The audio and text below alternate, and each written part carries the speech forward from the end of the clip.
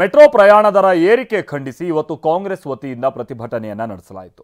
ಕೇಂದ್ರ ಸರ್ಕಾರ ರಚಿಸಿರುವಂತ ಸಮಿತಿಯ ಶಿಫಾರಸಿನಂತೆ ಮೋದಿ ಸರ್ಕಾರ ಅವೈಜ್ಞಾನಿಕವಾಗಿ ಮೆಟ್ರೋ ದರವನ್ನು ಏರಿಕೆ ಮಾಡಿದೆ ಅಂತ ಆರೋಪಿಸಿ ಕಾಂಗ್ರೆಸ್ ಕಾರ್ಯಕರ್ತರು ಪ್ರತಿಭಟಿಸಿದರು.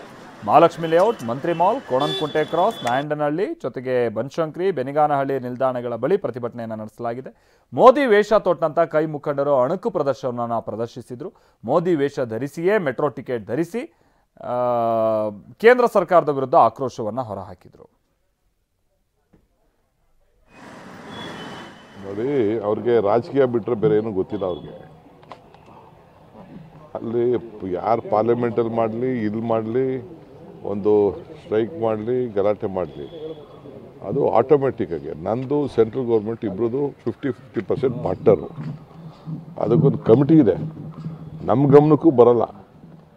ಅದು ಆಟೋಮೆಟಿಕ್ಕಾಗಿ ಅವ್ರು ತೀರ್ಮಾನ ಮಾಡ್ತಾರೆ. ಅವ್ರು ಏನೇ ಡಿಸಿಷನ್ ಮಾಡಬೇಕಾದ್ರೂ ಸೆಂಟ್ರಲ್ ಗೌರ್ಮೆಂಟು ಅದಕ್ಕೊಂದು ಒಬ್ಬ ಜಡ್ಜ್ ಅವರ ನೇತೃತ್ವದಲ್ಲಿ ಒಂದು ಸಮಿತಿ ಇದೆ, ಅವರು ತೀರ್ಮಾನ ಮಾಡ್ತಾರೆ. ಈಗ ಮುಂದಕ್ಕೆ ಎಷ್ಟು